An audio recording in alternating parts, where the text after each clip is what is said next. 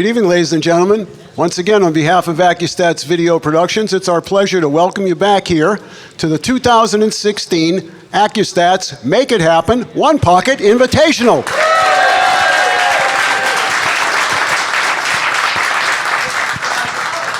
They're the best audience ever. We're coming to you live, as we always do, right here from the Aramis-Simonis Arena at Sandcastle Billiards in Edison, New Jersey, the home of Accu-Stats and the home of the now world-famous Make-It-Happen series.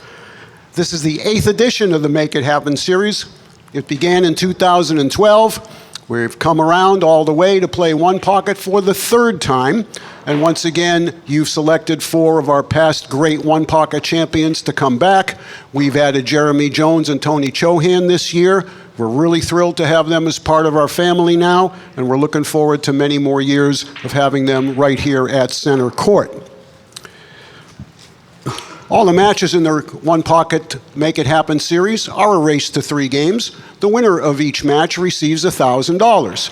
It's a round-robin format, so every player will play 5 matches over the 4-day period, and at the conclusion of play on Sunday night, the players with the 2 best overall records will then compete in a 1-match playoff for the right to be crowned 2016 Make It Happen One-Pocket Invitational champion. We want to express our gratitude, as always, to the 3 best companies in the business for providing us with the top-of-the-line equipment. Diamond Billiard Products. We've got a beautiful 9-footer here, 1-inch slate, 1-piece slate, 4.5-inch pockets, Aramis billiard balls, and Simonis 860. And thank you again for your support of Accu-Stats and of Professional Pool. And just before I introduce our players, I can't say it enough how much we appreciate each and every one of you Accu-Stats fans out there around the world watching us, and for all of you here who have come ringside to watch this live. Ladies and gentlemen, nobody does it better than you. You've made it happen.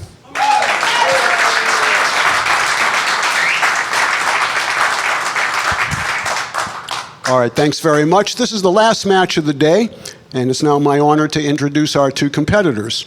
Our first player is from Toronto, Canada. He's a former World 9-Ball champion, and he's also a former Party Poker Whirlpool Masters champion. He's sponsored by Ariel Carmelli Q's, Le Spot Billiards, Puyat Sports, and AlexPagulayan.com. So I guess we know who it is. It's the smallest man with the biggest heart. It's the Lion, Alex Pagulayan.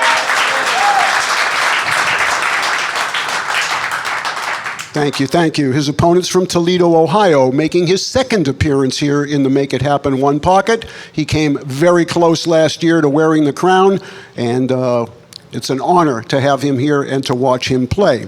He's a former 3 times One Pocket Fight Night champion, and he's also a former Music City Open 9-Ball champion. He's sponsored by Action 24/7 Clothing and Samsara Q's. Ladies and gentlemen, it's none other than the Shredder, Danny Smith. Your referee in charge of this match is Mr. Carswell Ransom. Official timekeeper, Miss Angel Maracas. Our official photographer is Carl Kantrowitz. And it's now my pleasure to send it to the booth to the voice of Accu-Stats, Billy Incardona, and a very special guest, Double J, Jeremy Jones. Go ahead, guys. We're at Sandcastle Billiards in Edison, New Jersey. The 2016 Make It Happen One Pocket Invitational, along with special guest Jeremy Jones. Jeremy, it's been a while since we did commentary last. It was in Houston. We only did about half a match, but I really enjoyed it with you. Oh, yeah, absolutely. Every time, Billy. Yeah. As I've mentioned so many times in this tournament in the past, Jeremy, in my opinion, is one of the most knowledgeable players in the world today, and it's really a pleasure and a treat to have him here with us here tonight. This match up here with Danny Smith and Alex Pagulayan, it figures to be a pretty sharply contested match. Both of these players obviously are top players, but they're both 0-2 in this tournament. Yeah, pretty surprising. You couldn't have picked that one, I don't think. I mean, it's very possible. All the players play great, and a race to 3 isn't, I wouldn't say a super short race, but it's kind of short for this caliber of play. So, just a few rolls here and there. I felt it in my last match. I was talking to my girlfriend back home, and I was kind of like, I didn't really do a whole lot wrong. I think I made a little bit of a decision error in the second game when I banked at that 7 long rail, and it cost me. But it just takes 1 or 2 shots for it to get away from you. Yeah, and a race to three is just extra added pressure in a race to three. Sure. And nicely executed first shot, but unfortunately he didn't come up with another ball, with another shot. Yeah, and you'll notice, and it's the amazing thing about one pocket. You'll notice there were a bunch of balls touching each other. Now, if you look at the table, there's not two touching each other. And the way he went into the balls, and he still didn't come away with a shot. My point being is it's hard to figure that happening. All right, he's got a tough shot here to drag the cue ball down below the 15. Hit it well. I really made that look easy. Yeah, but I really like the way he controls the cue ball in terms of not only direction, but the speed of his cue ball is just superb. Yeah. I've watched him play now for several years, and I think that he has the best speed of the cue ball of any of the players, maybe with the exception of the guy you played. Yeah, no, Shane. The guy you played, Efren Reyes. Yeah, well, I still don't think, when you talk about all time, you got to think Efren's the best when it comes to that. But at this point, I think there's a couple guys that can stay up with him. I know Shane on a table like this, I feel like Shane's the most comfortable out of everybody. It's the type of table for him. Not necessarily the pocket size. I know the big pockets he likes also, but the speed of the table. But for all you people trying to learn about one pocket, you'll notice Alex's speed was so much better than. He made it look easy because he's always hitting those type of shots, making them hit them real full. You want the ball to go slowly down there, so the more full you can hit the ball, the slower it's going to go. And I don't see how he can pass up on this 8-ball. The 8-ball's positioned about a quarter of an inch off the rail, and like Jeremy said, it's a pretty appealing shot, but it is missable, and there's quite a bit of distance in between the cue ball and the 8-ball. Yeah. If you're going to shoot the 8, you're just going to probably have to dig down and draw it back. No, but I think he likes just cinching it going forward for the bank, yeah. But to cinch it, you want to go forward. Yeah, and when the difference between the good players and the little bit less players is they say cinch with a different meaning. He still, if he elected to shoot the 8, he wouldn't hit it, so soft he didn't have control of what's going on. He's opting to shoot the 2-ball. Okay, I think this is more missable, and he thinks he's going to get safe if he misses. But when you miss that type of shot, Billy, things don't work out exactly how you want. Great shot, though, to open this match. Yeah, but the 2-ball was a more rewarding shot than the 8. Like you mentioned before, if you're going to shoot the 8, you have to follow it and play for the bank. Right. And you really got to end up on the right angle for the bank, so therefore playing the 2-ball. Yeah, if the 15 was up a little more, where he had a lot more room to get on the bank, it would be different. Exactly. He made a nice shot there coming up. Notice he didn't fool around trying to stay low. Like most great players know, you want to stay above the balls. It's always easier to drop down than it is to come up on the balls.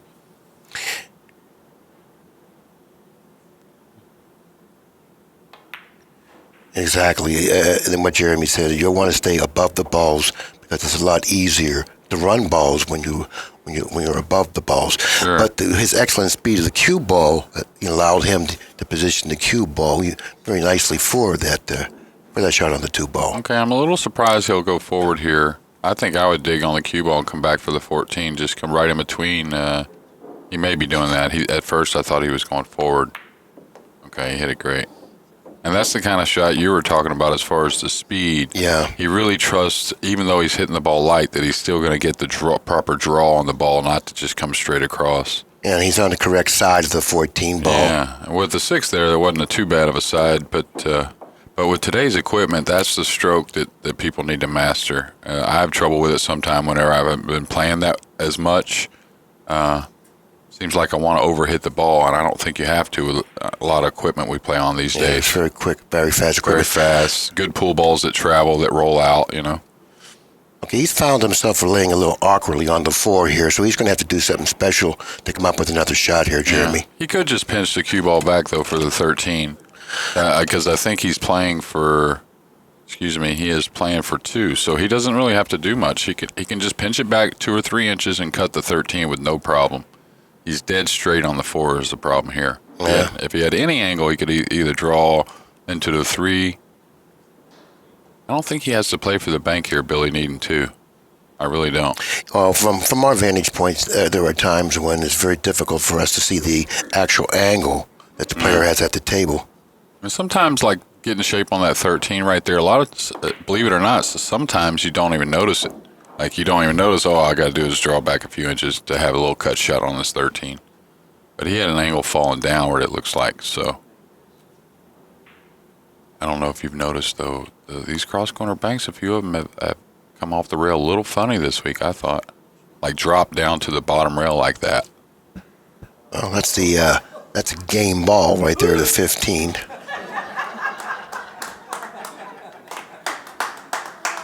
And you're going to see Danny bank at the 6 if it's doable, if it's bankable.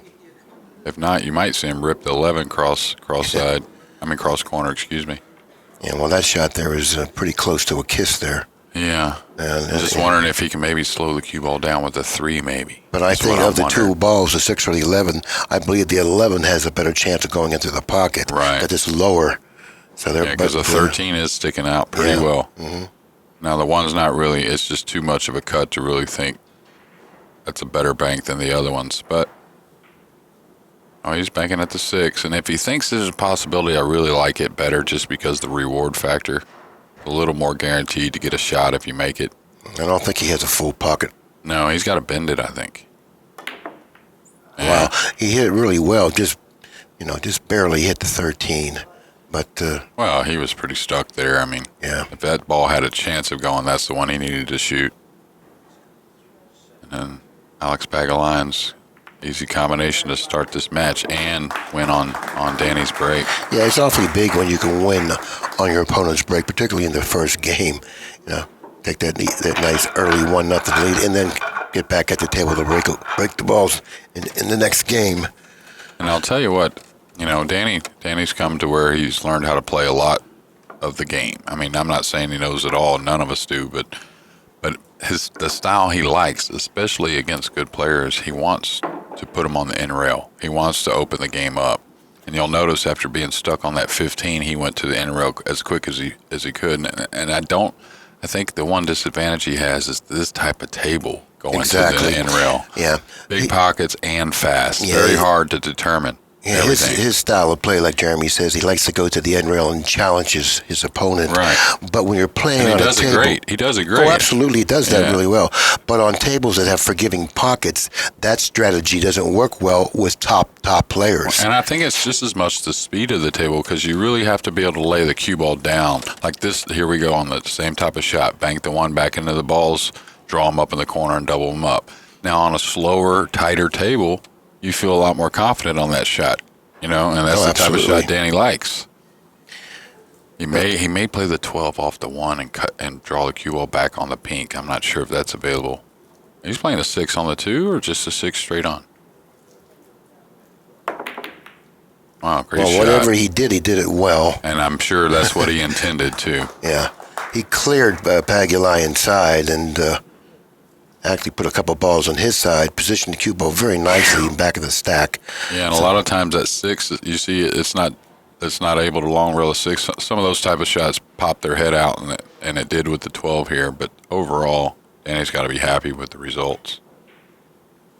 I think Alex he's okay though, just coming off the 9 and laying behind the 13, isn't he? I think he wants to put him on the 4 or 5 here. Yeah, but this type of shot with the 10-1 doubled up, I'm not so sure this is the shot I like. He wants a little more speed. You're relying on a lot of execution, and I don't see a great player selling out from there. I'm not saying if he got it hung, it'd be different, but now Danny banks the 6 maybe and doubles him up. Yeah. I thought he could play a little more towards his style by maybe clipping the 9 and dragging the cue ball a couple rails behind the 13, maybe even freezing him on the 13. I didn't really notice if that shot was available. Yeah, but he was just right there where he could edge off the right side of the 9. Okay, now the shot, if he would like to move the 12 if that option's available.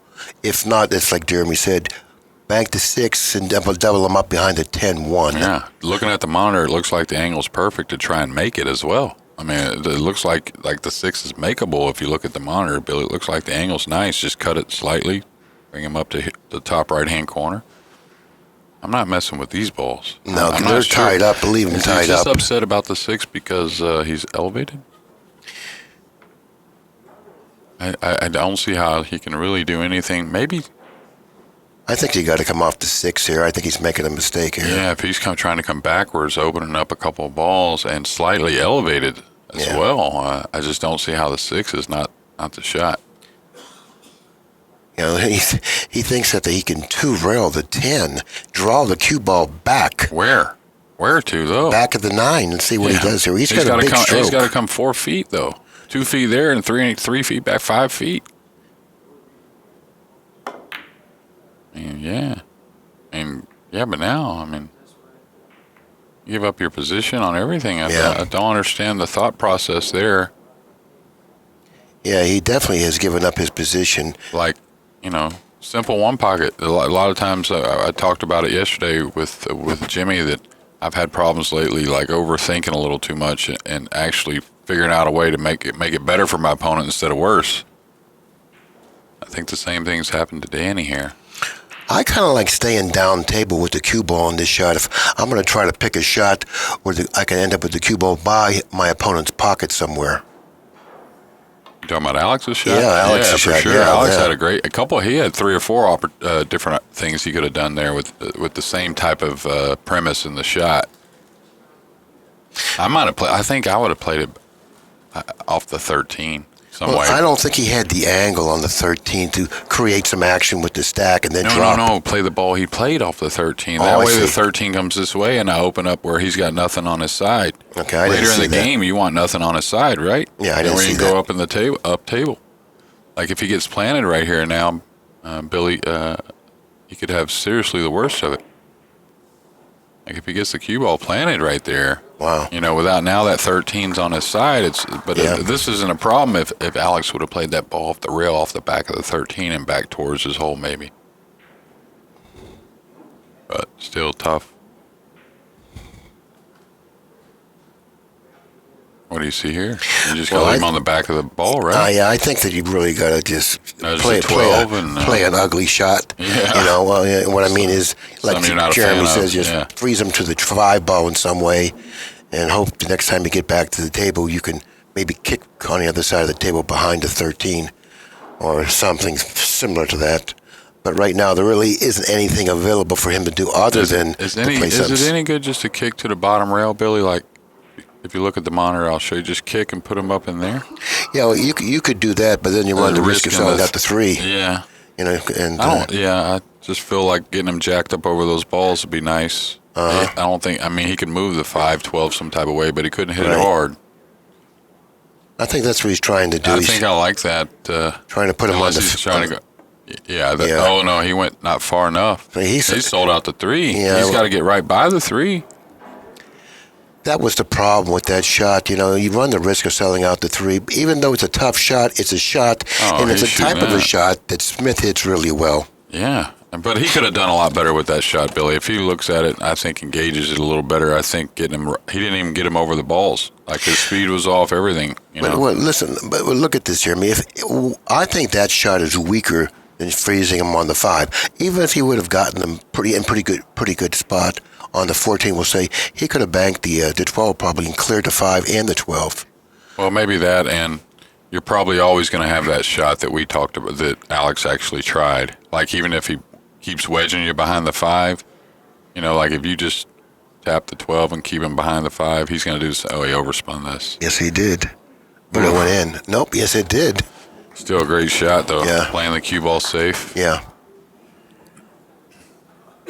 That particular shot he hits extremely well. He always practices cutting balls with that spin, that outside spin. Oh, yeah. Well, he shoots a lot of things with that. Banks, his cross-corner banks, he puts maximum spin a lot. Mm-hmm.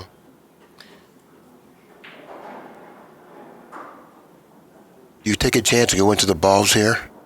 I think so. Yeah. Especially if it comes out like that. Not too hard of a speed. And the way he hit it, it appeared he had more angle than probably what both of us thought. I like drawing it back slightly and playing for the 3rd. Well, he didn't have an angle. I didn't understand why he had to do that.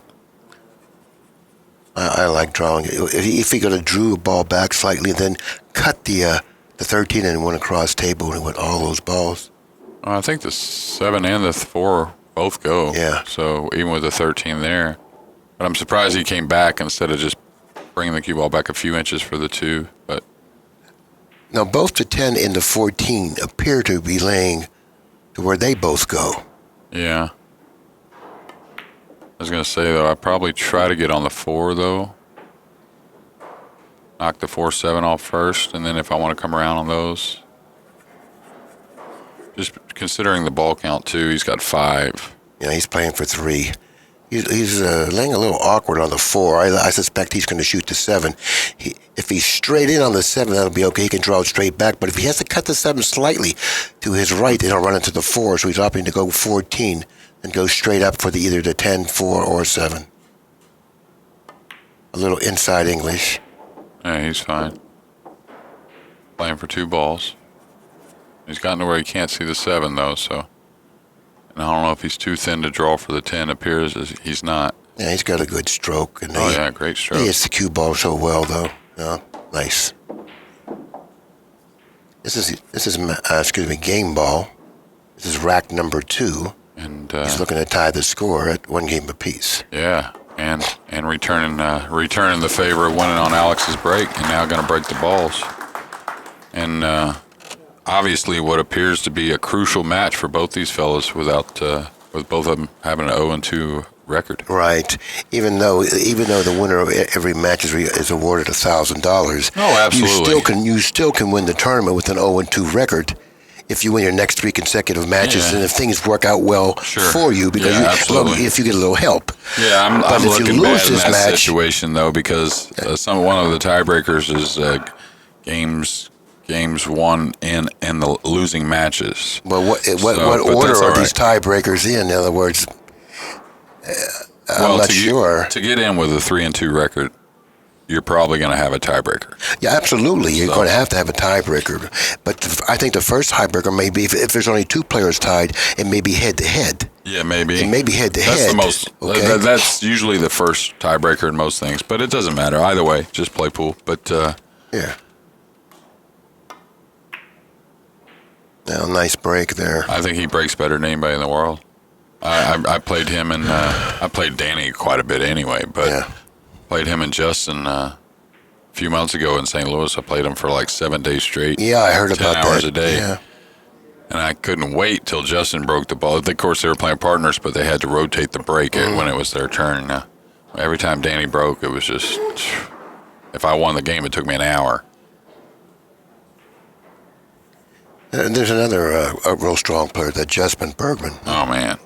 I think him and Shane are the 2 best Americans, and it's not even close. Really? Yeah. My opinion. Justin plays every game so well. He runs the ball so well. His thought process is incredible.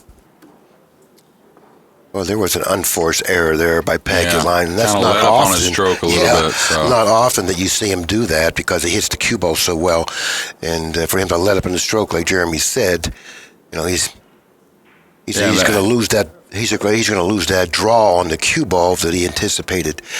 But and if there's some type of risk, in that type of shot there, as far as like selling out like that, wouldn't you think the best just to roll into the stack rather than trying to get that ball and not foul and get that ball back on your side? I know it means something, but if there's any risk of you opening those balls on that type of shot, it's really not worth it. Right. I'm sure it was just an execution error for him. Yeah, and exactly, because I really never have seen him do that. Yeah.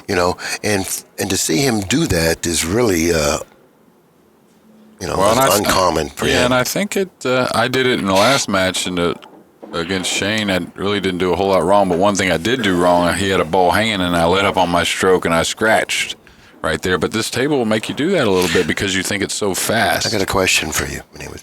Why do you let up on your stroke in certain shots? I mean, there's obviously obvious reasons why you do that. Right. Because maybe you're thinking about a couple of different things and you're not sure of something, and you get caught in between thoughts, and then you shoot in your final delivery. You say, "Oops," and you let up on it. It's a thought process period. It stems totally from thinking. Totally. Yeah. You know, it's just like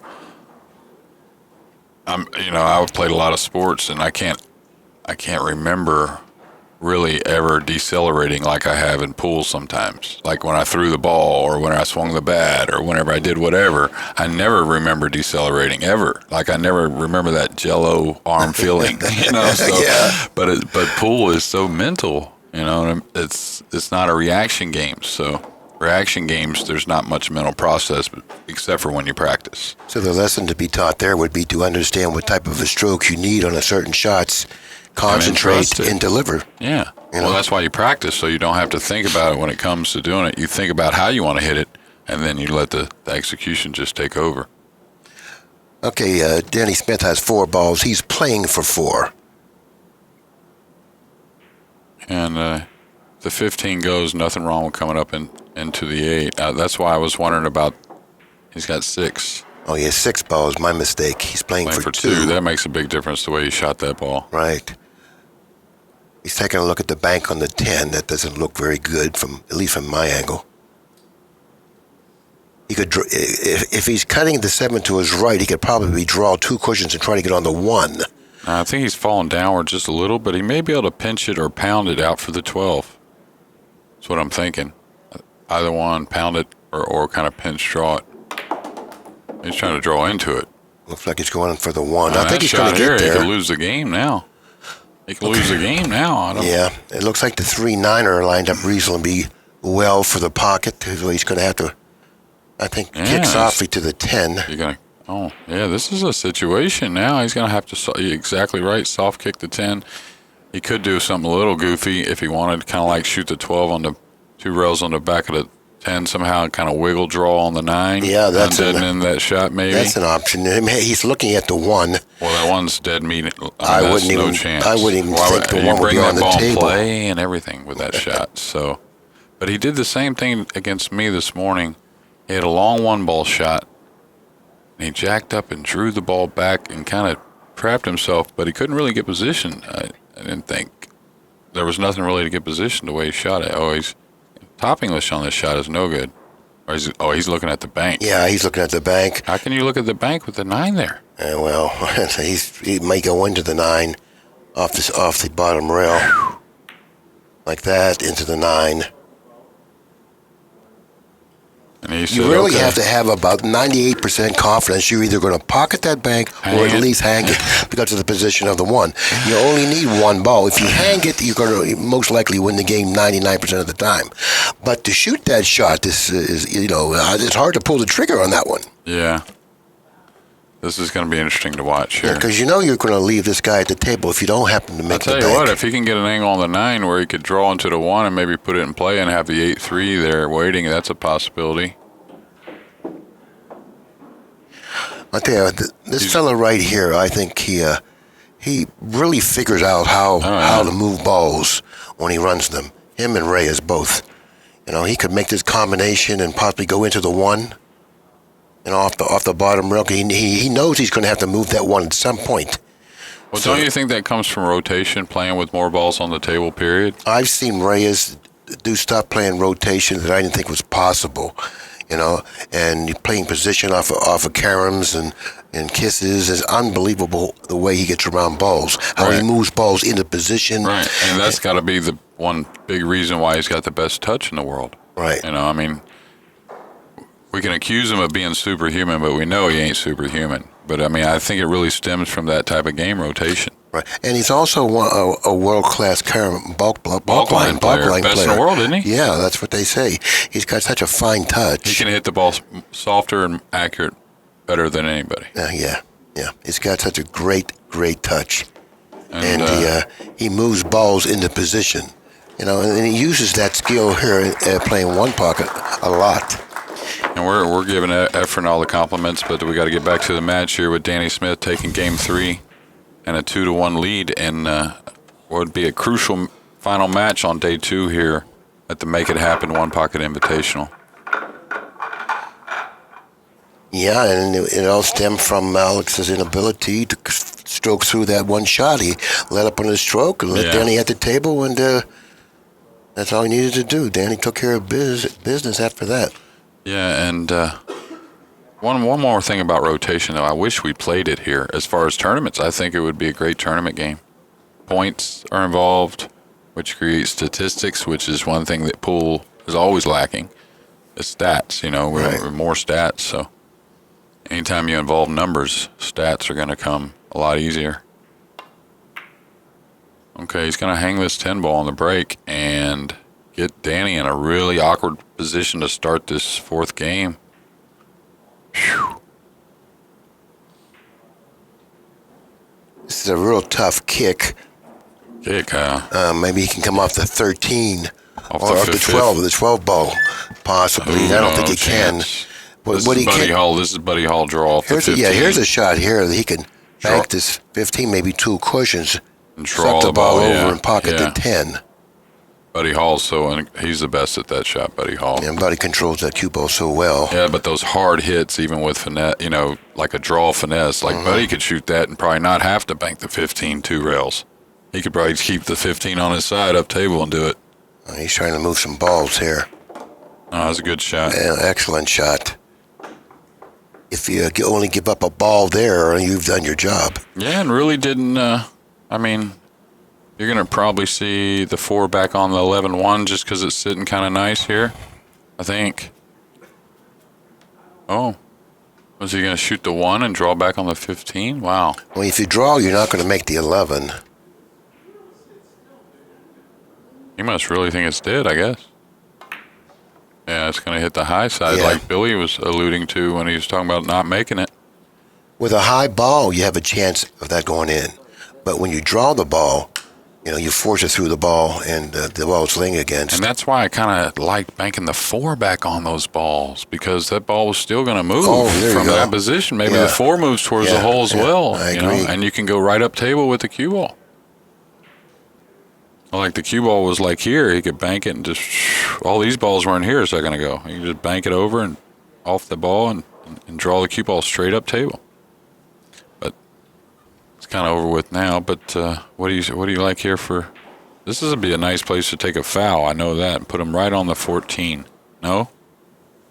Well, you may be able to come off the 15 and put him there. Yeah, but then you move the ball up. You move the ball up and you're not near as accurate. You give the guy a lot better kick alley to get safe. Good speed. Great speed, but that's good speed there. No, it was great, but I still like the ball a little bit lower on the rail. Like I'd rather kick once. I'd rather kick once and see if the guy's going to give me something back off it a little better, rather than telling him, okay, now you always can kick back out of this with no problem. You can look around and see if you find something you can torture me with, but if not. You always have this little one rail kick to get out of this situation. You have that life preserver. Exactly. And that's why I don't like doing that right off the gate. Now if I could feather it and not moving, it's one thing. Mm-hmm.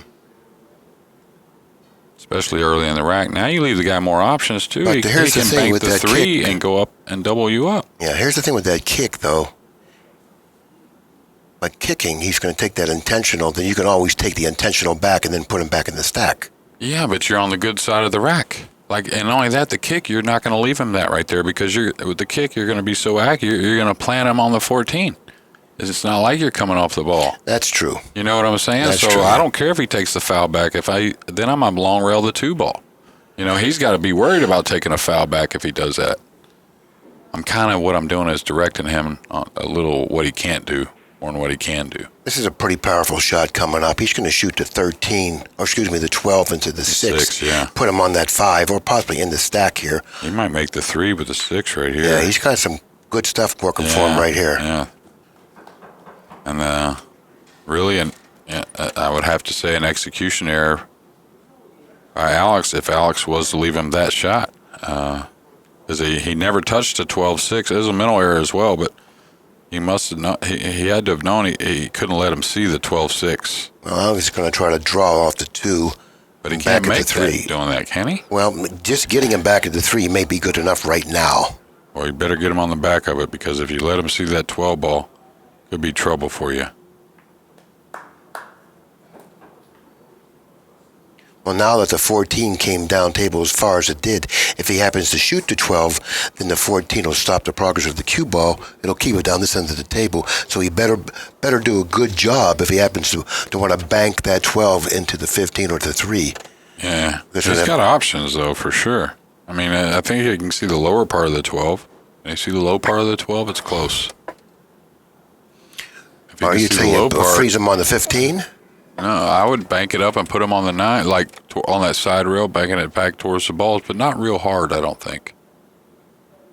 Is he playing the 15? Opening up that alley right there? I don't like that.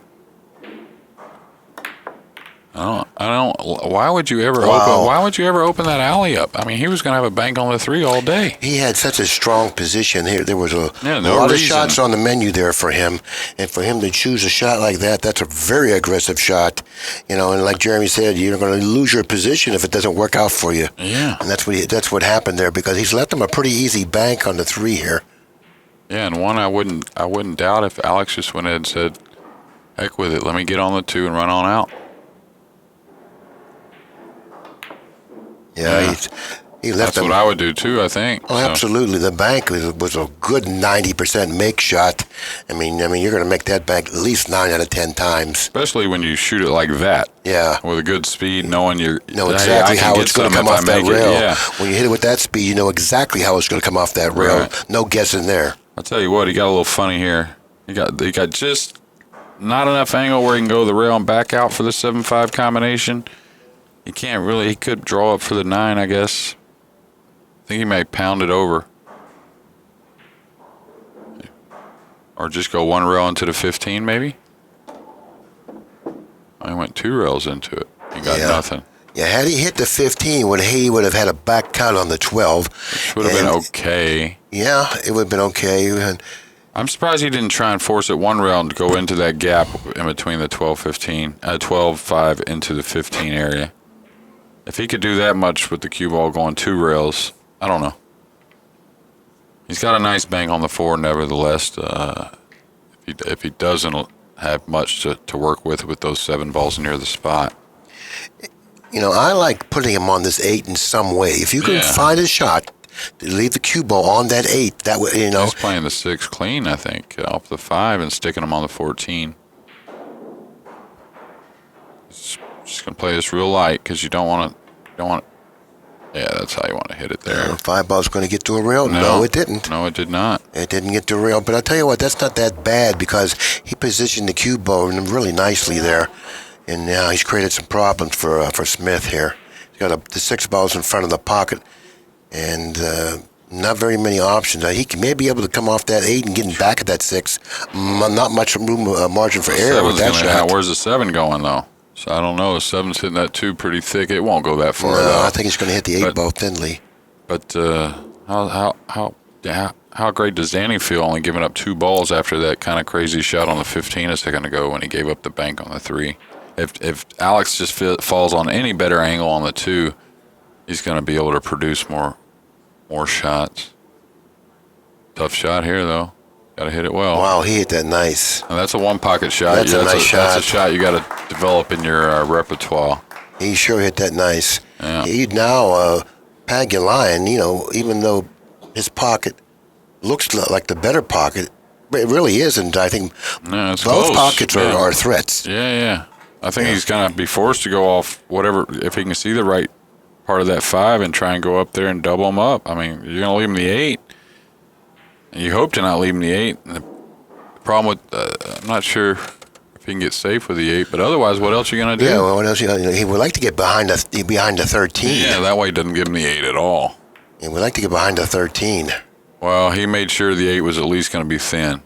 Yeah, he's giving him the 8, but it's a type of a shot that if it's missed, he's going to PAGULAYAN that will get rewarded for putting the cue ball where he did. I wouldn't be surprised if Danny shot it. Really, I mean, I don't know. It's 2-0, but 2-1 in game count, and Danny gets to break if it goes hill. The way the 14, 15, 12 are, I wouldn't doubt if he shoots to the 8, trying to win the match or get a good shot to win the match right here, knowing 2-0's not really the deficit, but the thing is, he gets the break just in case it goes hill. What do you think about that, Dan? I kind of like him shooting the 8 here because the safety is probably just as difficult as the 8 because you got to defend against not only the 6 but the 12 bank, the 15 bank. Well, he can come off the 15 and fall behind the 6 pretty easy, I think. I don't think that's too difficult. I don't know about that.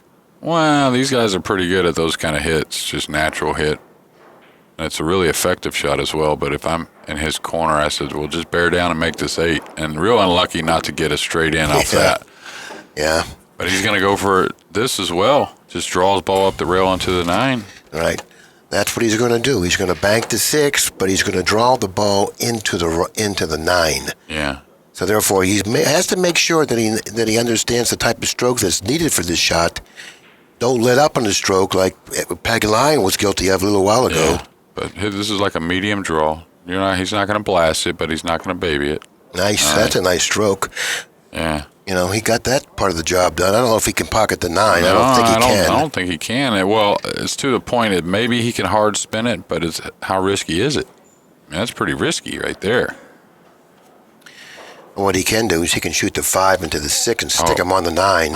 I'm laying right down the line, and if he does that, it's not easy. No, because he could have a shot on the 4. Well, he could He could go off in your hand, and you could draw back and give up the 9 easily. He can always put him back into the 13 again, or off the 11. I'm going to show you a shot later, Billy, that it's not laying great right here, but it's not horrible, and I'm wondering if you might ever shoot it. He's shooting the 9 here, and he's banking the 5, both.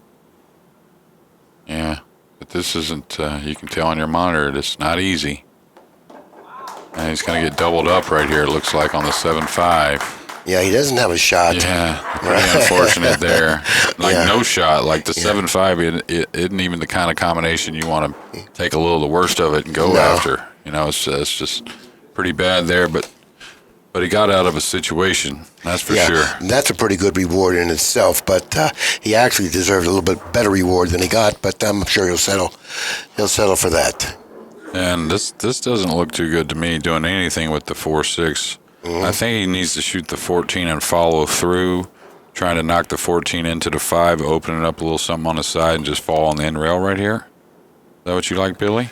The 14, I don't understand what you mean. Yeah, you see, just shoot it straight through, like that. Just shoot it straight through, follow the cue ball right here, knock the 5 maybe Show up us on the monitor what you're talking about. We'll show us on the monitor. We'll just shoot the cue ball straight through. I can't draw a straight line, but straight through, letting the 14 come here, knocking the 5 or something on your side, and just let the cue ball follow straight through, leaving him here. I think you're going to get a little ahead of yourself in this situation if you do something with the 4-6. He's going up table with the cue ball here. Okay. Well, he's asking for trouble is all I can tell you. Yeah. He's trying to create. He did right there. You don't know what's going to happen all that well. You could see even if he got up table, he was going to leave some type of play on the 5. I think in this situation he's got to play to his advantages, and I think his advantages are making it a little bit more of a nip and tuck game, if you ask me. Exactly. Tough shot coming up. He's got to clear this 4 with the cue ball, and he might not be able to do that, and he couldn't. So now he's going to have to end up off the 7, maybe in back of the 15. Yeah, could he have not just gone forward for the 15 right there? Well, he could have, but he certainly didn't look at it. Yeah, you could tell he had enough angle to draw to the backside of the 4. So it makes you think he could have maybe gotten to that end rail for the 15, but nevertheless it may have been straight in, and he couldn't have done that. He just cheated the pocket when he shot the draw stroke. No, he's not falling behind the 15. No, he's allowed Pagulayan at the table. He may even have a bank on the 14. No, I think that's covered up. I don't think you'd have seen Alex waste much time on that one, but in some of these guys' defense, this is a really nice diamond table we're playing on, but it's exceptionally fast under these lights. So sometimes you worry about the ball creeping out. I think that he has a little bit of a problem if he doesn't go off for the 15 here and just lay him on the rail. Well, you can't open that bank up. You can't open the 12 ball. But the 15 ball. goes to the rail. Yeah, I'm talking about and do what with the cue ball? This is definitely the shot there. That was definitely. And what would you have done with the cue ball? Here's what I would have done. Right. He was here. No, he was on top I of would it. have thinned the 15, sent it to the rail, put the cue ball over here. I just kind of froze. Protected just, the 15 with these two balls that were there. Just Right. but you couldn't come up because the 12 ball banked. The one he just knocked away, if you moved the 15, it was above the 14, it would bank easy. That's what I mean. You can't open up that bank alley. I didn't think it would bank. Yeah, it would. If you moved the 15, it would for sure. I liked leaving the 15 knowing that you're just going to be sending these balls up with a... He's got to move some balls here. He's got to make this an up-table game, and he has to move some balls to do it. No, he got a bad kiss there. No, it's not horrible. Well, he would have liked another. You want the second ball on your side. Well, yeah, I agree. But as far as like Danny moving this ball now, Danny's going to come back and it'll be easier for Alex to play off the next ball.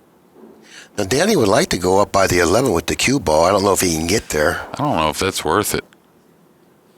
Right. So, he can cut the 5 thinly and go up, but there's a lot of holes up there, like in between the rail and the 11. He might, be unfortunate enough to slide there. If I was to do that, I would go into it, I think. Just if I was to play off the 5, crossing it over, I would go with a little speed, I would go into the 11. No, he's going with the stroke here, so he's going up table. Yeah, well, you better put it in a good place not to leave some type of bank or something. He's going up table, so, Yeah, he said, I'm going up table. I know that's the spot to go, but without, it isn't. Was it really from there? Without risk. But you don't have anything. You don't have enough close to your hole to go up table there. You don't have anything within a diamond and a half of your hole. How's a good player ever going to sell out to you from there? If I'm going up table, I'm not going up table on that side of the table. I'm just not going to do that. I'm going up by that 11. If I can't get up by that 11, I'm going to rethink it, and say, you know what? If I can't get up by the 11, I'm not going to take that risk. Well, when I'm playing great players, if I ain't got something real close to the hole, I'm not going to. They just figure out too many options for when they're up table and when they're close to the ball. Yeah, I agree with that. They just figure out too much that they can do to you. Well. And he had a real nice starting shot there to fall on the 11, knowing he could keep Danny kind of at least on a tough shot, and just didn't get it down, didn't get the 5 ball down. Well, he's got to come with a shot here. He's probably going to end up shooting the 12. Rolling it? Yeah, I think he's going to end up rolling the 12. He doesn't have enough angle on the 14 to come to the rail? He's got a real tough angle on that 14. It's possible that he can pocket the 14 and stay to the left of the 7, but sometimes, to stay to the left of the 7, you overcut the shot on the 14. I think he's going to end up shooting the 12 here. How? Soft roll. That's easier than pounding the 14 in? It's not easier than pocketing the ball, but to win the game right now it is. I don't think so. I think any of these guys are going to pound the 14, whether they try and just pound it around or pound it straight up. I don't think he can pound it around. It's tough. That's tougher than just pounding it forward and up to me, but these guys got to make that ball move. See? He did it with like that, straightforward pounding. Yeah, well, he made a good pull shot there, I'll tell you what. But most of the time, you're going to figure to yourself, let me take control of the shot more than let me roll at this 12. Yeah, I knew he didn't have the angle to go around with that shot, because I had a better look at it than you did. Yeah, but I just thought he didn't have to elevate that much to make it do what it had to do. I think that he did. That much to go forward? I think that he did, to go forward because you can't go forward with a follow because you're going to go too close to the 7. You're going to go in the back of the 7, right, you think? That's the problem with that shot. But he created that angle with the elevation. Yeah, but the mental part of it is he's saying I'm not going to roll this 12 and maybe take a little bad turn on me, and it didn't take much from there. That was a mistake. Well, that's the advantage that a player like Danny Smith has in comparison to other players that play a little more conservative. He's accustomed to shooting shots like that. Yeah. You know what I mean? Sure. In other words, that shot was not unfamiliar to him. He's accustomed to hitting balls like that and forcing and spinning balls. I mean, he doesn't mind that. Yeah. And when those type of shots do come up where he needs to execute them, he's comfortable with it. Sure. He's confident. Confident player. And I'll tell you what, I was thinking about it earlier today after I played Danny. I'm never going to play him in a headset again. I know that. I think races are better. Keep the heat on him a little bit, and maybe he'll question some of those TV shots he makes. So, because he's a marathon player, right, he's overcut this badly. Yeah. Let's take a look at the ball count here. Smith has 4-3. 4 balls to 3. Yeah. Pagulayan has a shot on the 5. Really can't do much with the cue ball, but well, he can go roll first Yeah. and try and produce either. Try and get it anywhere like somewhere in the center, above the center of the table, to get a cut shot on the deuce. He's not going rail first. He's going to try and come 2 rails. This isn't tough. Yeah, this is. You can either run into the 12 or you can get that in between position like so. But then he got perfect. Yeah, he's okay. Yeah. I thought he might try and get in the same place going rail first. You know, I kind of like what he did there because what he did was more predictable than Than the rail first? Yeah, than rail first. Because Well- you can judge the speed of the cue ball much Well, yeah, better. and you can definitely control the line, but he's so good at the rail first shots. Like I watch him play the rail first shots a lot. He's just so accurate. He's gotten straight in here. I mean, the side pocket's in the way of the draw. No, he's just wondering. I think the 15 just is going to keep him from going anywhere. Is what he's worried about. Okay. If he's straight in and then if he goes back, he'll hit the Yeah, 15. I'll tell you what. If he happens to hit that 15 and stay there with the cue ball, that makes moving that 4 ball a lot funnier. The ball by Danny's pocket. Yep.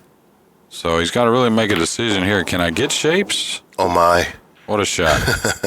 What a shot! No, I don't know about this. Oh yeah, What do you yeah. mean? He's He got a got the shot. 13. Yeah, I thought that he didn't have a shot. I'm No, saying, cue ball go right into the 15 for shape and get on out. He's playing for 2 to make it hill here in our final match of the Make-It-Happen One-Pocket Invitational. I couldn't see the forest because the tree was in the way. No, this is perfect. Pocket speed. Oh, he didn't even have to hit the 15. Beautiful, beautiful. Okay, now he has 6 balls. 6 to 4. The 13 will He's give got him 1 7. hand. Now, is he going to go for the 11 now? I don't think so. He's only got to have a pocket. And since that 4 ball was frozen, if he hits any part of that 4 No, ball, it's off. It's off a little bit. I can tell from here it's not frozen. well, even it being off a little bit, it still will react somewhat similar to a frozen ball. Because if he hits that 4 ball going down with that 11 and gets that double kiss, he's not going to pocket the I 11. think you got to shoot it. I think this is I risky think right you here. got to shoot the 11. Yeah, you don't have to. Well, you don't have to. Obviously, you don't have to. But are you going to put your man on the 1 hole you need in 4? He made it off the 4 ball. He hit it with the soft speed, knowing that if he did get a kiss, if he didn't jam it, that I thought he had to make that ball. I think you got to try and get on the 15 now too. Either that or just go ahead and make this and scratch behind 13. He's hit this Because perfect. now it's tough to scratch behind the 13 if you don't come up with a Well, shot. you can jump it off the table from anywhere up there. But I'm not sure I would even scratch behind it. I think I probably would, but I'm not 100%. Well, I know you don't want to. Well, Depends on how the balls are laying. I know you don't want to put him in the 1 hole. No, but me needing 2 and him needing 1, it's pretty close to even money. It's just the first one who gets a shot. He's not going to get this. Well, he did hit it with good speed. Yeah. And good thing that thing didn't creep over on the in rail just a little bit. That 2 reeler on the 1 would have been maybe something Alex would have looked at. Well, it looks like we're gonna see. But as good as them guys are with the 2 balls on the spot, making that top ball, I mean, I can make it a lot.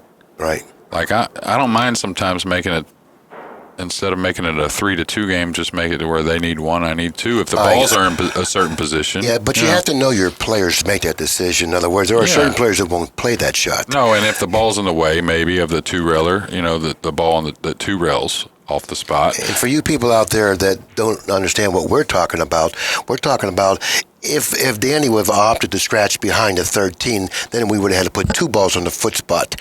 Quite often, there are certain players that play both balls off that foot spot. Right. Now, if you're playing a player that does that, that's not really that good of a move then to scratch behind the 13 ball. Sure. Because that particular shot plays, in my opinion, and I'm imagining yours as well, that's a very, very beneficial shot. Yeah, and for the shooter. To be honest with you, I think it's shot more often now, and I can't blame a guy if I need 2 and you need 3, and that shot is open, and I have ball in hand, and I can draw back to safe.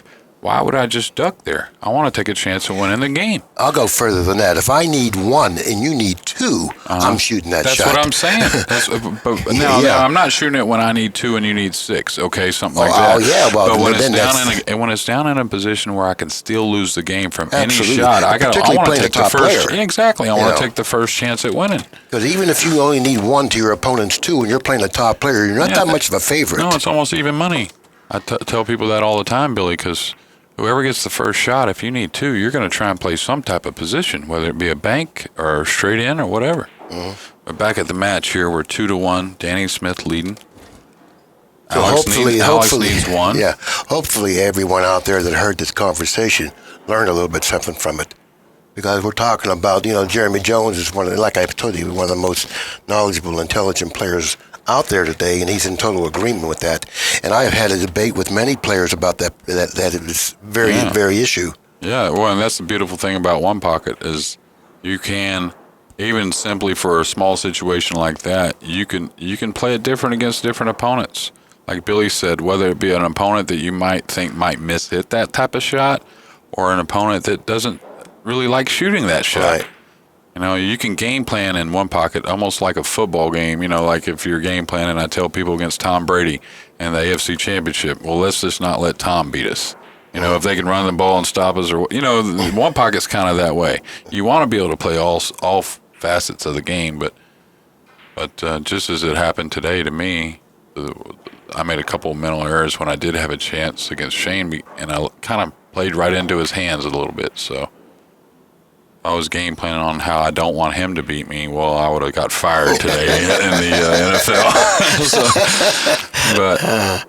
But that is one of the beautiful things about our One Pocket game is you can make a little bit of a plan before the first ball's ever struck. Where 9-ball, you better just run out. Yeah. And you better run out a lot and often. Is he get too real in this? I don't like it. I don't like this shot. I never liked this shot. He hit it with good speed. He hit it with good speed. Well, the cue ball, look how good he hit the cue ball. Yeah. That's what I'm talking about. Isn't that wonderful? You can just draw that cue ball up there. He seemed like he was really effortless with that stroke. To make the ball travel 2 rails from that distance and to draw the ball, that's what I'm talking about as far as today's equipment. That's the stroke you have to have. You don't have to have a whole lot more than that. And that's attributable to his ability to strike the cue ball as accurately as he does. Yeah, he doesn't come up on the cue ball like most people do. Yeah. A lot of people hit much higher on the cue ball than what they not because they want to, because they can't. No, they don't hit it well. There's a flaw in the stroke. Exactly. He likes this shot. He played it a couple times. Yeah. But I don't think he's going to like this one because he's giving Danny a bank here. I'll tell you what about this bank right here. Danny, as silly as it looks, he could get him behind the 15 right here and hang this bank. I think it's coming close where the cue ball's coming back across the table towards that corner. Yeah. And some funny things happen, like it just double clicks and wedges maybe Alex against the 15. Or is he playing it? Is he playing it firm with inside? No, he's playing exactly the way you envisioned it. He hit it with high. Why would you ever swing the rock all the way around? I have no idea. Matter of fact, I play with the other English. Yeah, a kill ball going right towards that corner. Maybe he thought he had to put it inside to beat a kiss? I don't think so. That was a very curious shot there, in my opinion. Because I would have never shot that shot with the right-hand English. Yeah. No. Not only is it tougher to make, in my opinion. It's tougher to defend against the bank if you miss it. Yeah. Alex was looking at the 2-rail kick for just 1 second, but the one's definitely too far up. Yeah, too much off the rail. He wants to put this. He'd like to put this one somewhere around where his hand's at now, where he was kind of standing. Okay. Well, he's left Danny a 2-rail on the 1 here, which he's definitely going to shoot. Yeah, well, him and Tony Shohan, I think, are the 2 best in the world at these. And Shane Van Boning does well, too. He does, but Shane's more of the straight shooting ones, like the ones that take a little bit of a funnier hit, more of an experienced hit of the One Pocket. Like Danny and Tony get through the ball so well, they beat a lot of kisses. Like this shot here, he hit it thin, that's why the cue ball got out of the way. But you'll notice all those type of banks right there, they go right by that cue ball off that second rail. Now here's a bank. He may double bank and swing the cue ball 3 cushions toward the 15. Nah, a little risky. It's too thick of a hit. It's a little risky, but I think that it's really an option. I don't like this. If you have good speed and if you are able to hit the ball but you're asking a ball to travel 20 feet. Did. Meanwhile, he hit it perfect. That's what he did. Golly. Wow. See, but he has such good speed, and I keep I bringing this point understand, up. I do want to, but but that wasn't an easy hit. It's one thing to have good speed but with we're an talking, easy hit. but we're talking about Pagulayaan, and you really No, can't. I understand. I think he has the skill to do that. Obviously, he does. You can see the results. No, it was a great call. It's just a shot that I like it when it's really laying. That was a lot thicker hit than I like it. I like it a hair thinner than that. You got to come off the 15 here. Obviously, you can't fool with the 1. No, that's good. Or the way it's laying with the 1, the way it is. Right, the He 1 should produce the first shot the way these balls are laying. Right, the 1 can only favor Pagulayaan. It can't favor Smith at all. Pagulayaan can possibly 3-rail the 1 in his pocket. Even 1-rail it from a certain angle. I mean, it could twist back maybe. What's really strong if the 1 ball was on the short reel close to the pocket where you can't, on the other side of the table, what that is. Oh, yeah. That's what I see a lot of players move that ball that have the favorable pocket. Mm-hmm. The 2-reeler, they move that ball, and I'm saying to myself, how could they do that? Right. That's a strong position for that ball for them. Especially when you're getting down just a few balls on the table. Yeah, because that's a free 2-railer that can win you the game. Sure. And not only that, a lot of those balls are a ball you can kill the cue ball with on certain other banks, or bring them over and jack them up on the ball. Yeah. And it's like it's a little bit of a cushion for you to try and make things difficult for your opponent. Yeah, he's put this 15 in a real tough spot. He did. Yeah, he sure did. Really hard to believe he's going for this long railer. This is so you can lose the cue ball behind the 1 easy. Oh, he went for the 2-reeler again. Oh, he's trying to get lucky here. Triple kiss. He's trying to get lucky here. Now that's what you call a real fortuitous roll. Well, pretty risky shot. And the 15 was not in a great place. Don't get me wrong. He was in a tough position. A real tough position, but, I think he could have banked the 15 straight on 3 rails around up by the 1 and followed a little bit. He could have done a couple other things. Now, Danny, I think he's got to roll the 1 in, right? You'd like to roll the 1 in, but there's a chance that you can leave a 1-railer on the 15. With the ball in the spot, though, I know the guy's got to hit it a little further down the rail, so I'm not as worried about it. Now, if it rolls off, he could cut it in. Oh, I don't think he's going to be cutting this one in. What about all them 2-railers he shot at? Well, I understand. But the 15 ball's in a pretty good spot for him. I think he should leave it there, come off the 1. Yeah, I agree. I wouldn't shoot at the 15. Yeah, I don't think it's time for him to try to cut a ball with the cue ball. He's got way the best of it as far as if he moves the 1. Now, the key to this shot is don't move the 1 so far up by the 15. You just want it to get in a little past the side pocket. And that way it'll be more difficult for Smith to defend the 15. Exactly. If you get it all the way down there, it gives him... It almost opens him up to a lot of even if he doesn't know what the right shot is. Very easy to figure out. You just cut the 1 to his left. Cut the 1 over, then you come to the right rail. Right. It's too easy for Smith from this position to control both balls. Right. The 1 in the cue ball. Right. Now, had the 1 not been further... Say the 1's by the head string. Yeah. Or a little bit this way. Or a little bit, maybe not as far as the head string. Like, even on the same line it went on, but just not as far up the table. Nice shot. He left him a little bit of a kamikaze long railer, but... it's so tough. He's got to put extreme outside to beat the kiss, it looks like. I think that he can do it, though. You better watch out on the slick table. This ball could turn over the cue ball and go 2 rails and scratch right by that 1. I know it doesn't sound possible. No, it won't go on. No. Oh, he made it. Hit it good. Great shot by Alex Pagulayaan. Yeah. Danny's going to get the break here at two games apiece. Yeah, good match, by the way. Oh, yeah. And, a little bit more of what we've seen. And, that had a little more of the 1 pocket involved, a little more of the moving and the balls going up. But it's been a pretty offensive match overall. Yeah. A lot of good 1 pocket in this match. A lot of good moves, you know. A lot of good shots, shot making. And I don't mean just shooting them in the hole. I mean rearranging the balls a little bit. Well, that's what you're going to see when we're watching the upper echelon players play. We're going to see a lot of good moves. We're controlling the cue ball, making them fantastic hits. And they also they don't mind shooting a tough shot either. You know, a shot that's going to give up the game both ways. You know, either win the game or lose the game. Yeah, that's so exciting. And not in a give up mode, but they're just not. They're playing the percentages. Right. They know where the percentages lie, and even though it's a tough shot, if it's the percentages, they're going for it. He caught the corner ball and kissed and went right towards the pocket, catching both points in the pocket and going straight back up the rail. You turned your head, Billy, but that cue ball hit both points on Alex's pocket. Okay, he's got a situation here. He might be able to come off the 13 and go 3 rails around with the cue ball. Playing the 13 into the 1? Into the 11. Into the 11, I mean? Yeah. Well, what about the 2 doing the same thing?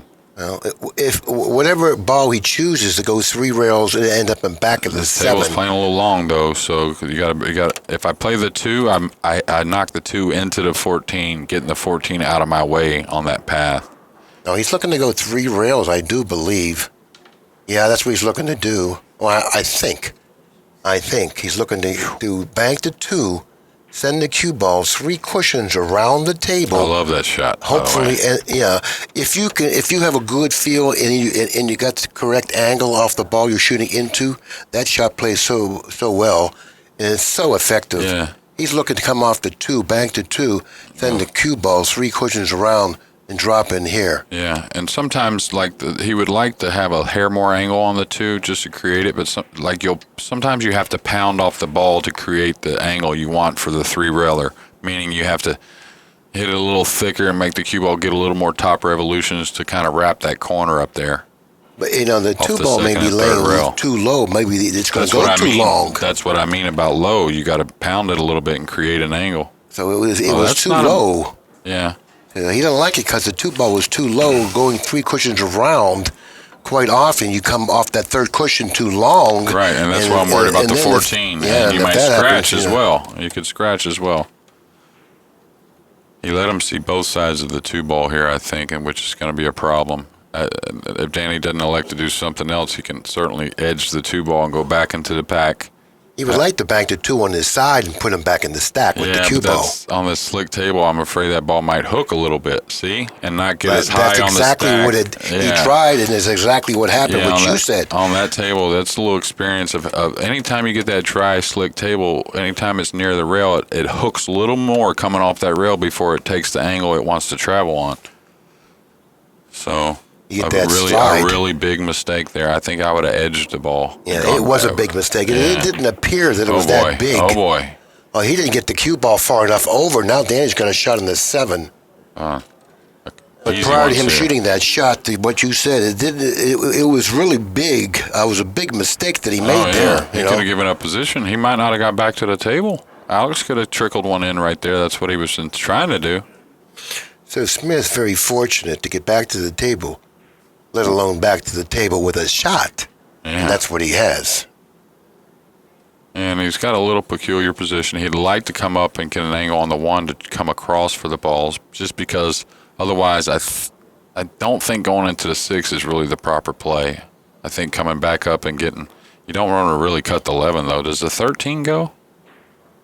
No, I don't think the 13 goes. If the 13 doesn't go, I'm drawing the ball on the 6 then. I can't help it. I got to take a chance. But I'm hitting it with more speed than that. That's all right. 10 off the 15, or maybe the 10 into this 15 off the 6. He's shooting something at his hole here. Yeah, he's definitely going to go for his pocket. Yeah. I kind of like the 10 off the 15. I think that shot is an easier shot to judge, and you can get better movement with the cue ball. And he's looking at it straight in the face, it looks like. It's not something he has to really cut a whole lot. He has a much safer cue ball if he plays the 10 off the 15. The cue he's ball got to make sure that something falls in front of the pocket, though, Billy. You want to make it, but you don't want to lose the speed here to where you come up with the cue ball, come up a little bit and give Alex some type of free maneuver. You don't want this to be an all or nothing shot. And he hit it exactly how he needed to, as far as if he didn't hang it, it was hanging over the pocket. Like if that had got up on the side rail or not as far, didn't get all the way to the pocket, say it laid on the low rail, well, now we got all this area to play safe, or even maybe send something towards the pocket. Now, I don't know if Alex has a one-rail kick to the 10. I mean, the two ball's positioned sort of like in that path. Sure is. So, therefore, this is going to be awfully close. You people down there at that end of the table is going to see that cue ball come off that bottom cushion. Oh, he's looking at the 14.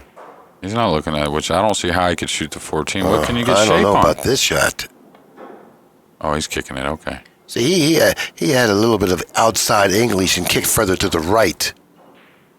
Wow. Tell me about that kick, though. That was an excellent kick because he created that angle with that English that he used, hitting further to the right on that top rail. So far to the right, you thought he was shooting the 14. Yeah, I sure did. That was a very difficult kick, and with the speed that he hit it with, even made the play more difficult. Yeah, and sometimes on a kick shot like that, he didn't put a lot of spin, and sometimes it's hard to just put a little bit and judge it. Like it's easier to have to really put a little more spin on the ball, to me anyway. That's going to be costly. Hope the 14's in the kitchen, and it is. I think that the 14 is in the kitchen, and it's not shootable. If it was, it would really be costly. Wow. Yeah, otherwise, still pretty bad unforced error there. Alex is messing. He said, "I'll see if I can get away with this." Yeah, while Cosmo's got his head down. Cosmo being our referee. Well, we're hill here. Danny Smith having one ball. Alex doesn't have any.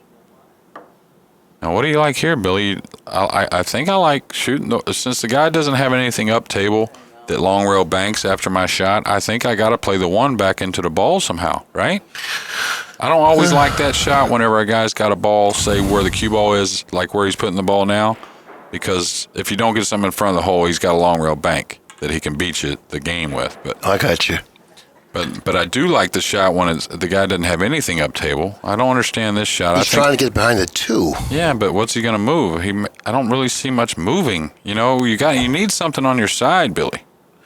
Maybe he didn't feel that he had a shot that where he could move balls. He couldn't bank the one back on the 9 and all. These balls on the top part of the stack didn't bank at all. Like put the cue ball over by the 14 on the other side of the table. Yeah, and play the one. Yeah, I thought that would have been an option that he should have at least taken a look at. Yeah, with especially the top of the stack, everything was jammed up. Nothing opened up to bank cross corner for Danny. But nevertheless, he did pretty well with the cue ball. Yeah, he certainly cut off a lot of options by putting the cue ball on the 2. He would have liked to have gotten it back of the 2. Yeah. But no, he's trying to be a little more creative than I think that he should be. He's going off the 6 and banking the 8. I don't know what he's doing. That's what he's doing. Oh, but the problem, it's not a horrible shot if the 2 wasn't there. The 2's in the way of the bank. He's banking the 1 off the 6. No, he's banking the 6. He's banking the 6 and playing the 8. Yeah? I think so. Maybe not. Oh, no, you're right. He He lost the cue ball again. He's going to scratch. Now, this time, Alex does have a shot to shoot at. Yeah. And the 11-6 goes as well. Well, the 11 goes, not the 6. Yeah, the 6 doesn't. Hold it a second. Hold to the second. Hold to the second. It might end up dead. PAGULAYAN said, no, it goes on the spot. It goes on the spot. And I think the referee has a different opinion. It doesn't go on the spot, he says. It goes below the spot. In the meantime, Jeremy said the 7 ball might be dead. It's not, though. It's going to the low rail. But that combination sure is nice. I'll tell you that. He's going to shoot the 8 and fall on the 9-15. And then hopefully make the 9-15 and produce a shot to open the rack with the 9. I think, anyway. I think that's the game plan here. Both players back to 0. There's no balls this game. He's a funny guy, boy. He just amuses me.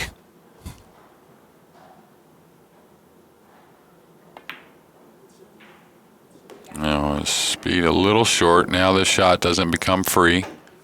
Maybe he can shoot it and not sell out the 1-2, but the problem is he can't hold position. If he tries to shoot it without selling out the 1-2 with a top ball, he can't really hold position because he's going to have to put a little something on it not to hit that 1. Although he could shoot the combination and maybe come and hit the 6 and open something up. I think he's going to go into the 1. He's drawing it. Yeah, he's going to But he's afraid he may scratch off the 1. Well, and not only that, if it catches the 1 a little thick and happens to miss the combination, he could knock the 2 in front of the hole. Right. He may shoot it with speed and knock the 2 out of the way. A lot of concerns out there for Pagulayan. Let's see. I like him shooting this with speed and go ahead and knock the 2 away. Hit the top of the 1. Try and let the 2 get out of there. Try and shoot the combination in a little more. I got you. Yeah, shoot it in with a little more conviction, I think. Oh, man, I thought it was way more angle than that. And he doesn't have a shot. But he's got to play the 9 here, doesn't he? The 1-9 for sure. Yeah, he's got to play the 1-9. 100%. He could still run out. He makes this. But it's difficult for him to run out because he, what's he going to do with his cue could. ball? Well, he's going to bring it back for a cut on the 1. Can he hold it? Oh, yeah. Oh, no, he didn't. Yeah. You're right. I thought he could hold that for sure. The last one I didn't think he could hold as well, and this one... Yeah. Well, no wonder I'm having problems out there, Well, you're not playing from the booth. You're playing out there. Right. Danny's on 2 fouls. We're playing 3 consecutive fouls as loss of game for anyone out there that doesn't understand the rule. And Smith is on 2 fouls, so if he happens to find the pocket or doesn't get a ball to a rail... I think the 6 is dead. Did Alex really shoot this last combination and not see that the 6 ball might be makeable? The 6 is high. It throws, doesn't it? No, there's about a half an inch between the 2. It'll still throw some. Yeah, I don't think so. Especially if you can get to it with some other balls, I'm telling you. I don't think so. I'll tell you what, I'll tell you this, Billy. I'll bet you dinner. You got it. Not in Manhattan, okay? Denny's? No, I didn't say Denny's. I just said dinner. I said, but if he shoots it, I bet he makes it. If he shoots at it, I bet he makes it. We have a wager? You got to tell me now. He's shooting at it. No, he's not shooting. Of course he is. It's a hanger. Told you it was straight in, Billy. But how's he going to play shape? Well, shape had nothing to do with the bet. Really unfortunate because he got another kiss with the cue ball to get over there. I was being facetious about that. But that was a mental error by Alex shooting at that combination, not taking a look. Absolutely. Oh, he hit that bad. He was trying to kick and send that to his pocket and let the cue ball drift up towards the stack. Yeah, he had to put a little more spin on it and get behind it deeper. I think he hit it too hard where he didn't let the spin take. I mean, he hit it pretty hard, right? Yeah.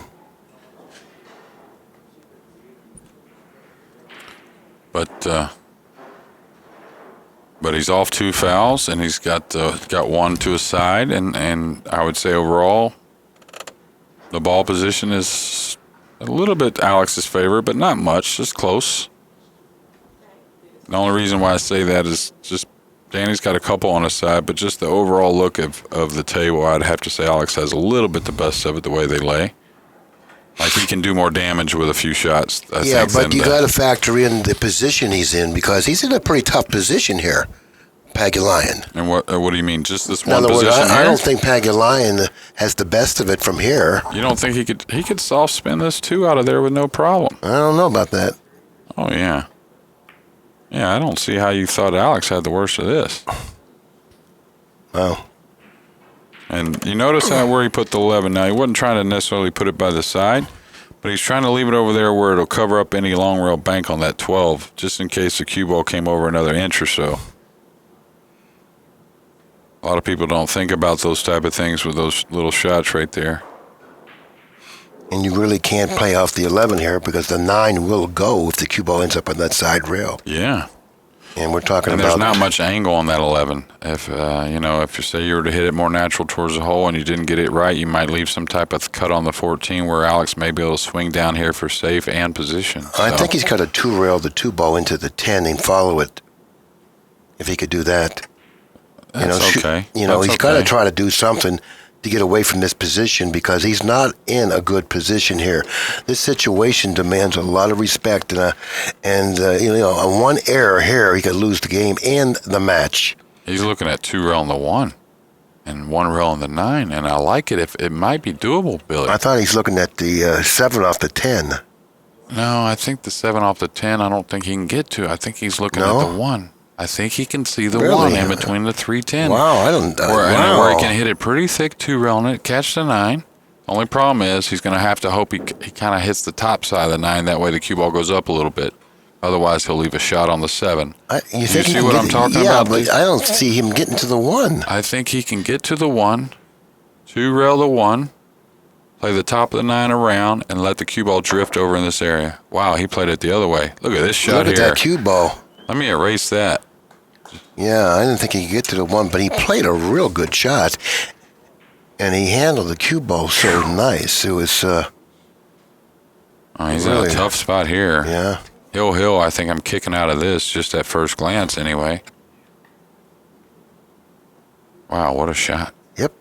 Couldn't have turned out any better either. Came over and 1 rail and came back into the 10-7, knocking the 10 on his side and freezing Alex to the 7 ball. Can Alex see all the 11?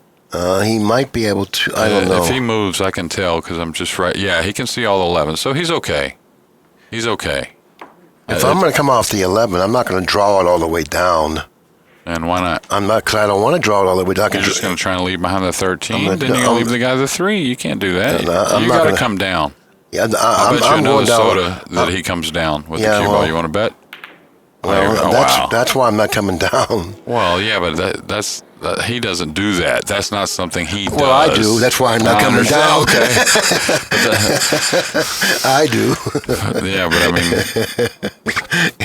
he doesn't do that. Well, that's what he did. Would you have ever bet he did that right there? Would you? I know he's done it before in his life, but when's the last time you've seen that? Not too much. I just didn't see the advantage of coming all the way down unless you come all. I didn't see the advantage. Listen, I may finish my thought. Okay. I didn't see the advantage of coming all the way down unless you come all the way down and get right behind the 2. No, that's not what I mean. Not trying to keep your advantage, but if you don't come down, you're going to leave him the 3 cross corner with the 4, 5, 9 jumbled up and all that. You can't. But you're going to leave him close to the rail. He's got to go into the 5, and he's going to sell out a shot. No, they're going to produce something in that spot. There were other options besides that even. I think there was a no-brainer. He had to come back down table. Well, you're probably right. And if he jellies up and freezes him, that's fine. But just to get out of the situation and make sure that your opponent doesn't run out on the next shot, you had to come back down table. Okay, you're probably right because that's what he tried to do. Yeah. I mean, just because he didn't do it didn't make it correct. Sure. Or it didn't make it incorrect. Okay, Danny's falling on the funny angle here now. He's going to have to make the decision of playing some type of long position. I don't think he can kill it enough to get on the 5. And he might be better off swinging the cue ball all the way around the table. You mean, yeah, well, I think so for sure, but does he want to come 2 rails like trying to fall behind the 13-5? Oh, he killed it. Okay, and I can't blame him. And he got a lot out of it as well. Danny's playing for 3 balls.